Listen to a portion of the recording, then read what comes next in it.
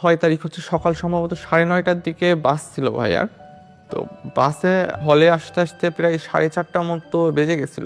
তো আম্মু আর কি খাবার দিয়ে দিয়েছিল ভাইয়াকে। তো ভাইয়া ওইগুলা খেয়ে দিয়ে একটু রেস্ট নেওয়ার জন্য আর কি বিছানায় বসছে। তো এর মধ্যে আর কি ভাইয়ার হচ্ছে কাছের বন্ধুরা ভাইয়ের ব্যাচেরই তো এরকম এসে ভাইয়াকে বলছে যে বড় ভাইরা তোকে ডাকছে একটু উপরে আয়, আর সাথে ল্যাপটপ আর মোবাইলটা নিয়ে আয়। ভাইয়া তখন শুনে বলছে কি ব্যাপার, মানে কোনো সমস্যা? তো বলছে আরে আয় উপরে আয়, আসলে মানে জানতে পারবি। তাকে মেনলি ডেকে নেয়, সে আমাদের ইন্ডিয়া বাংলাদেশের যে ডিপ্লোম্যাটিক সম্পর্ক ফেনী নদী নিয়ে মেনলি একটা পোস্ট করে, যেটা ছাত্রলীগের তখনকার যারা নেতাকর্মীরা ছিল তাদের এটা খুব গায়ে লাগে। তো রুমে ডেকে নেওয়ার পর থেকে তাকে বিভিন্ন প্রশ্ন করা হয়, জিজ্ঞাসাবাদ করা হয়, তার ফোন চেক করা হয়, তার ল্যাপটপ চেক করা হয়। এবং তারা যখন তার ফোনে বা ল্যাপটপে তেমন কিছু মানে সলিড কিছু যখন না পায়, তো তারা যেটা সন্দেহ করে যে সে হয়তো অনেক কোনো কিছু হাইড করছে, তাকে তারপর ফিজিক্যালি টর্চার করা শুরু করা হয়। তাকে থাপ্পড় দেওয়া হয়, স্ট্যাম্প নিয়ে আসা হয় পাশের রুম থেকে, স্ট্যাম্প দিয়ে মানে অমানসিকভাবে খুব বেশি হিট করা হয় এবং একটা পর্যায়ে যে স্ট্যাম্প ভেঙে যায়।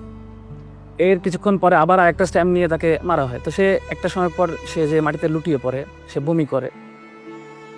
আম্মু আসলে ওই টাইমে মোটামুটি 9:30টার দিকে হচ্ছে কয়েকবার কল দেওয়ার চেষ্টা করে, কিন্তু আম্মুর কল হচ্ছে ধরে নাই। তো আম্মুর কল না ধরার পরে হচ্ছে আম্মু আমাকে কয়েকবার এসে হচ্ছে বলছে যে কি ব্যাপার, হচ্ছে ভাইরে কল দিতেছি কল ধরতেছে না কেন। তারপরে হচ্ছে 10:30টার দিকে আবার বলতেছে ভাইয়া কল ধরে না। তখন আব্বু অলরেডি ঘুমায় গেছে। তখন আর কি আমি হচ্ছে একটু চেক করতে গেলাম যে দেখি ভাইয়ার হচ্ছে ফেসবুকে অ্যাক্টিভ আছে কিনা, বা হচ্ছে ব্যাপার কি হচ্ছে ভাইয়ের কোনো রুমমেটের নাম্বার পাওয়া যায় কিনা।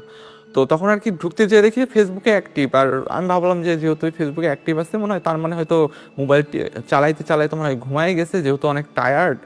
তো এই কারণে আম্মুকে বললাম যে যেহেতু জার্নি করে গেছে তো মনে হয় টায়ার্ড, এই জন্য মানে ঘুমাই গেছে। তো এর মধ্যে আর হচ্ছে ওই দিন রাতে আর হচ্ছে আমাদের সাথে কোনো কথা হয় নাই।